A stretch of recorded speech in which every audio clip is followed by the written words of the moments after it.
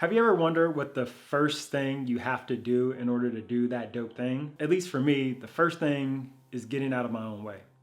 I don't know about you, but that is probably the biggest thing that I struggle with, regardless of where or however far I get. And if that's you, let's figure out how we can get out of our own way.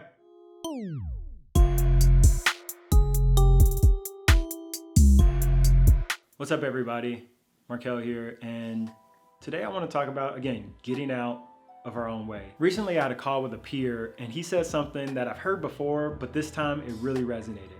And what he said was, I'm just trying to get out of my own way. I don't know about you, but that is such a poignant and accurate statement of how I feel about myself 99% of the time.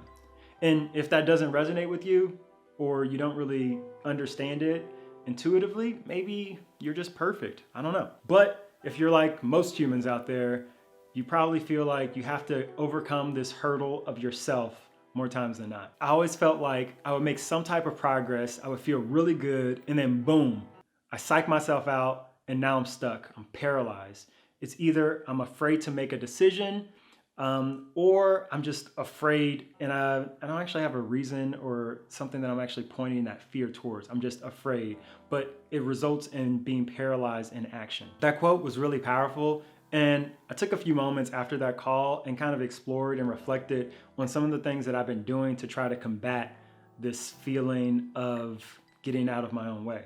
So I wanted to share a small list, not a comprehensive list, and this list won't save everybody and everything in every situation. Hopefully this list helps you make a little bit of progress towards being a better version of yourself today and tomorrow. Number 1, combat the negative voice in your head with a positive voice.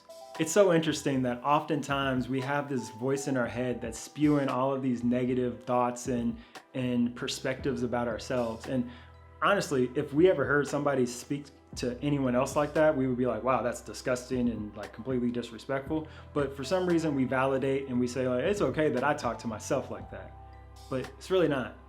Not only that, at least I, tend to try to ignore that voice instead of trying to do anything else. So if I have a negative thought like, hey, you're not gonna be able to do this, or this isn't good enough, or you're not good enough, which is the worst thing to say, I just try to ignore it. I never try to combat it with anything else. I started doing an exercise, which I haven't done a lot of, but I've done a few times, and I've already seen that it's super valuable. And that is saying affirmations. I didn't want to do it, but my girlfriend made me and some friends do it one day, and I thought it was a really interesting exercise that challenged and really shed light on a few really interesting things. First, there's this nagging voice in our head, right? Again, most of the times I tend to try to ignore it. But by doing affirmations, that is combating that negative voice with a verbal positive voice that's trying to speak well into our own mind and make that our new subconscious norm, which is really interesting. So it's like, don't just ignore the voice, because ignoring it doesn't have it go away. Rather, create a new voice and make that new voice stronger, constructive, and positive. And as you feed that voice, the negative voice, it won't necessarily go away, but it won't be as loud and as prominent as the positive, constructive voice would be. The second realization I had was just how foreign these statements can be. So one of the affirmations that I've been saying to myself is, I am capable. That sounds weird. It may not sound weird to you, but let me take a moment and you say, I am capable. Does it feel weird? Is it just me? I've never said those words consecutively, at least I can't remember or recall a time that I did, but it just feels so foreign and so unnatural. I never say things like this about myself. And then I thought about it, it's like, why don't I do that? And it's not to say that I'm trying to find more ways or more opportunities to brag, but I'm trying to find ways to be able to speak positively and positivity about myself. And why is that a bad thing? So the takeaway here for number 1 is really combating that negative voice with a positive voice. And you have to make it a verbal voice because that will be louder than a voice in your head alone. So try affirmations if you haven't already. Number 2, celebrate small wins. I'm the last person to celebrate anything. I honestly probably wouldn't celebrate my birthday if other people didn't know that it was my birthday. I'm learning that there's actually value in celebrating small things.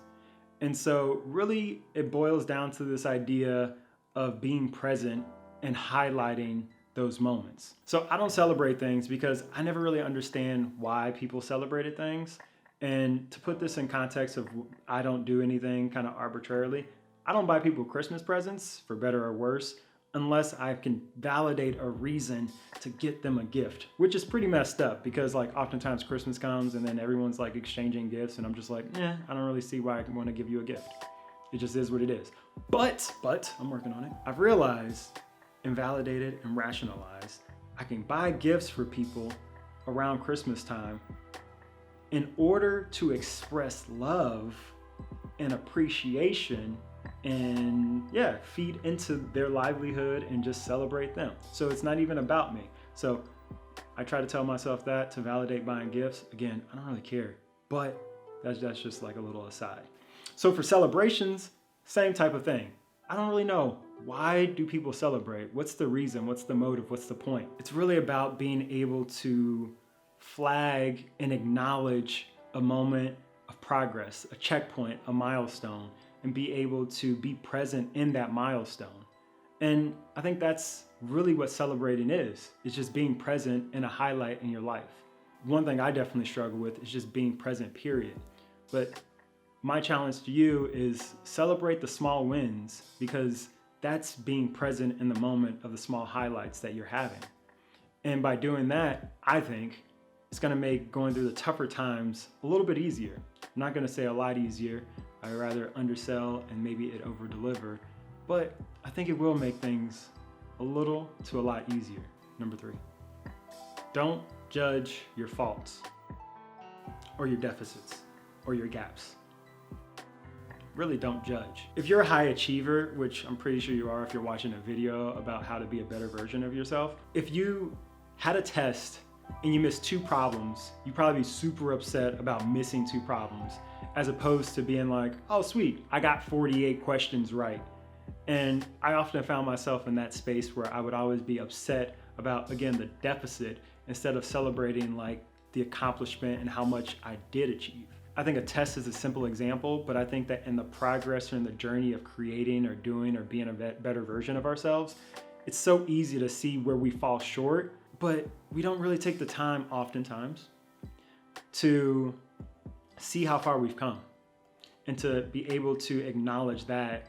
I tried to shift my focus on not the gaps or the deficits, but rather the overall or relative progress that I've been making, because that is encouraging in and of itself. It's really cool to know like I got all the way to this point and it's not over. I can keep going further.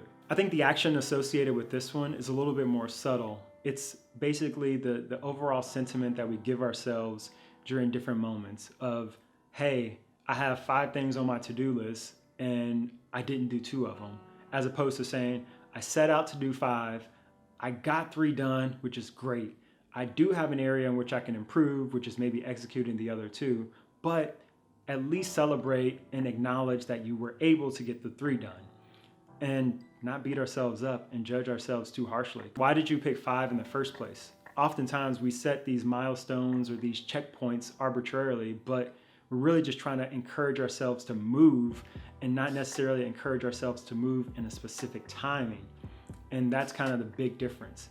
You don't know how long or how much effort something's gonna take, but if you can honestly say, I'm actually putting in the work, that should hold a pretty good amount of weight. So, my message for whoever needs to hear this, don't quit.